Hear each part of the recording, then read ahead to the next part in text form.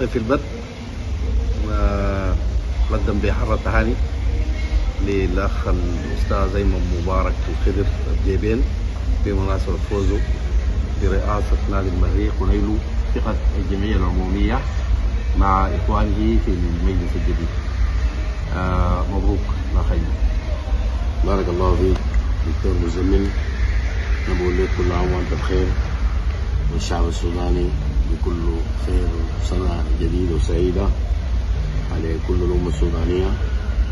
وبقول عيد ميلاد سعيد لإخواننا في الطائفة المسيحية، بحييهم بعيد الميلاد المجيد، وبحيي الجماهير وأعضاء جمعية العمومية لنادي المريخ للممارسة الديمقراطية الراقية اللي سجلوا بها اليوم صفحة جديدة من تاريخ صفحات نادي المريخ العظيم. وحقيقة احنا سعدنا بحضورهم وبمشاركتهم وبانتخابهم لما هم رأوه مناسبا لتحمل مسؤولية إدارة مجلس نادي المريخ لدورة لمدة 4 سنوات. طيب، ماذا تقول عن العرس الديمقراطي الذي عايشناه في نادي المريخ في هذه الليلة الجديدة؟ أنا بقول والله ده كنت أنا بتمناه إنه يكون في كل ممارساتنا الحياتية بما فيها بتشهد بلادنا ظروف سياسية معقدة. أتمنى إنه يكون نادي المريخ نموذج للعمل الديمقراطي لمراحله الانتقالية ثم الجمعية العمومية والانتخابات، وهو العرس الكبير الذي ينتظره السودان في قضاياه المصيرية والسياسية. ما قدموا نادي المريخ في المرحلة دي نحن محتاجين نقدمه في حياتنا بشكل عام، بلدنا كلها، للبلد كله إن شاء الله. نتمنى لها مع أعياد الاستقلال المجيدة المزيد من الاستقرار والازدهار والتقدم. طيب، ندخل في الغريب طوالي زي ما بيقولوا. جماهير المريخ تريد أن تعرف أو تسمع ماذا يدور في الملفات الساخنة. ابتداء، المريخ معاقب بالحرمان من الانتقالات من ضمن أي لاعب جديد في 3 انتقالات المقبلة بسبب غرامتين للاعبين أدلي ومحمد المنير الليبي. ماذا أنتم فاعلين بخصوص هذا الملف؟ أعتقد إنه ده بيكون من أول الملفات اللي بنديها اهتمامنا، لأنه بنعلم إنه ظرف الزمن التوقيت فترة التسجيلات هي تبدأ من أول الشهر لحد يوم 30، وإحنا مؤكد بنعمل غرفة عمليات مسقرة لحل هذه القضايا بشكل عاجل. أعتقد إنكم بدينا تقريبا في مناقشة مع اللاعب الليبي في عنوان أدلي لتوريد مبالغ العقوبات. وبرضو أنا داير أديك معلومة، خبر حصري وخاص. نحن وكلنا مهمة تسجيلات اللاعبين الجدد جايك لها. طيب، نحن إن شاء الله بالخطوة الأولى يعني أنتم الآن تشرعوا على الفور في سداد الغرامات الموقعة على نادي المريخ لكي يدخل النادي فترة الانتقالات المقبلة اللي هي في منتصف ديسمبر، منتصف يناير. ملف الاستاد انا بقول برضو مع بشريات السنه الجديده الحمد لله انا تلقيت خبر وصول بوليسة شحن النجيل والكراسي وصلت الى ميناء بورسودان، وده برضو من البشريات والاخبار الساره اللي انا بذيعها لجماهير نادي المريخ، وتكون مع بدايه السنه الجديده دي من ضمن الاخبار المفرحه. ان شاء الله نحن هنعمل على تنفيذ ما بدا في المنشآت، وبنقول يعني ما دام نحن لسه عندنا فرصه انه ممكن الاستاد يخش الخدمه لانه يلعب في شهر 4 مباراه تونس او الزمالك، بنعمل في المشهود ده، نزعل المولى عز وجل انه يوفقنا فيه. بملف دعم الفريق بلاعبين جدد جانب، ماذا أنتم فاعلون فيه؟ أنا بصراحة كنت قعدت قاعدة مسكرة أنا والأخ أسامة عبد الجليل، واجتمعنا بكوتش ريكاردو وتناقشنا في امر التسجيلات. جرت العاده انه بيقوموا بها مجموعه من الاداريين ومجموعه من الناس، لجان قدامى لاعبين ومدربين، لكن بالنهايه بيتحمل مسؤوليتها وعبها الجهاز الفني. بالتالي احنا اوكلنا كل العمليه دي للجهاز الفني انه يختار اللاعبين اللي يقدروا. احنا ممكن نقدم له الترشيحات اللي بتجينا من بعض الناس اللي عندهم خبره في اختيار لاعبين حسب الخانات، حسب احتياجاته للخانات، لكن في النهايه القرار متروك له كاملا. وانا كلمته انه هو بيتحمل مسؤوليه اللي بيجيبه، ونحن هنلور الراي العام بانه العمليه دي احترافيا نحن اشتغلناها بمواصفاتها، انه اللي بيقوم بالعمليه دي هو الجهاز الفني، هو اللي بيختار اللاعبين اللي بيضمهم وهو محتاج لهم وهو عنده.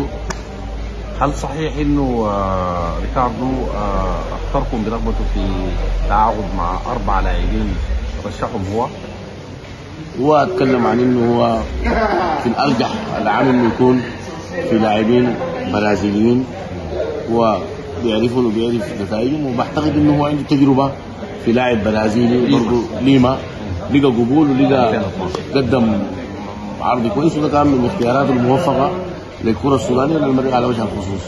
فبالتالي نحن اوكلنا له المهمه كامله. ملف الاستثمار نحن اكبر جهدي في الفتره دي نركز عليه هو الترويج علامه نادي المريخ في شعار النادي للمشاركه في البطولات اللي بتسمح بوجود رعاه داخل الفنيله، وحسب الريكويرمنت بتاعت التنافس بنتفق مع مجموعه من الشركات انهم يكونوا شركاء معانا في نادي المريخ في رعايات مستمره. يعني ممكن نكون وصلنا لشركات وطنيه في المبدا، لكن على العموم نحن عندنا تارجت كبير انه نحط المريخ في رعايه لشركه اسميه كبيره بيكون عندها قيمه بحجم نادي المريخ العظيم. ما بقدر اقول لك عليها كلام محدد واسم محدد ودوله محدده او كده، ما لما احنا ننتهي من البروبوزل كله ناخذ كله في البايب لاين ماشي في الكيتشن، يعني بعد ما يخلص نحن نصل فيه خطوات بننوركم به بمعلومات الحقيقيه ان شاء الله. طيب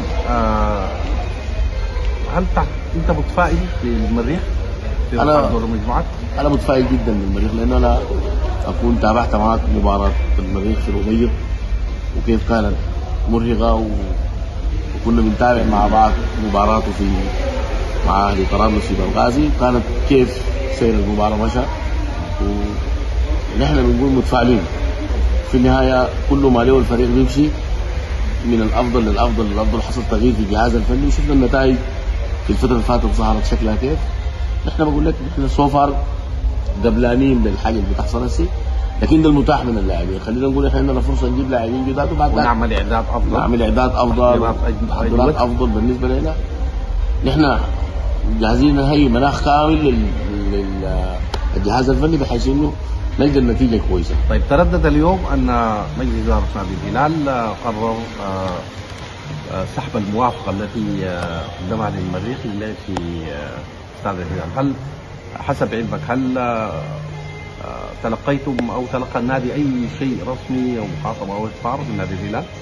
لم نتلقى اي خطاب رسمي من نادي الهلال، وانما هذا ما يشيع عبر الوسائط، ونحن نمثله نحترم نادي الهلال ايا كانت قراراته، لكن نحن هيأنا مناخ كويس لانه الحكايه تتم عبر اجهزه الاعلام المريخيه واجهزه الهلال المريخيه، وحيانا لا اجواء اعتقد انها كانت مناسبه لانه تتلاشى العصبيه. انا في النهايه بعتبر انه مش المريخ ده ما بره بيمثل مريخ السودان، فلما كلمه مريخ السودان ما عنده استاد، انا افتكر انه مش في حق المريخ ولا في حق السودان. ما هو المريخ بيمر بظروف محدده بيتجاوزها وبيرجع لاستاد وبترجع الحاجات. سيما انه المساله طرحت بقالب احترافي.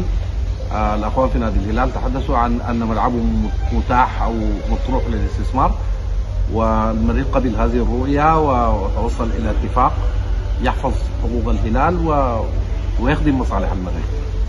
طيب ما دارين نطول، دارين من كلمه اخيره. اول حاجه لمن ترشحوا لعضوية مجلس إدارة نادي المريخ ولهم يوفقوا، ولجماهير المريخ عموما؟ أنا بقول لم يوفقوا، كلهم وفقوا في إنهم تقدموا لخدمة النادي، نذروا نفسهم لخدمة نادي المريخ، وكلهم عندهم تاريخ في خدمة نادي المريخ. لا أستطيع أن أنكر إنه ما قاموا بمجهودات، ولكن الممارسة الديمقراطية حددت العدد من يمثل المريخ في مجلس إدارته في الفترة بتاعت ال4 سنوات.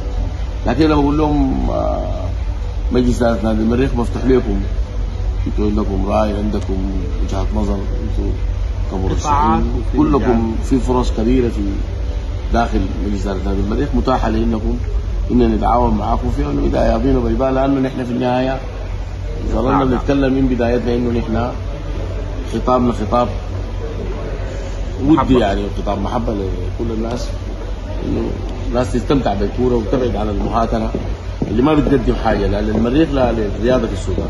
إن شاء الله تكون بداية عهد جديد للمريخ، نتمنى لكم التوفيق. أنا زي ما قلت وكتبت، انتهى السهل وبدأ الصعب.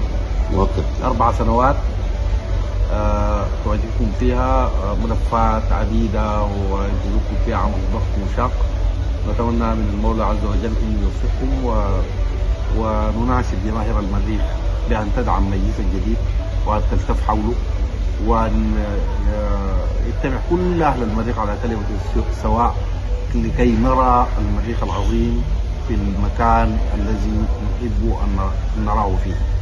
مبروك. شكرا أستاذ أيمن. شكرا دكتور مزمل، وشكرا لكل الإعلام المريخي.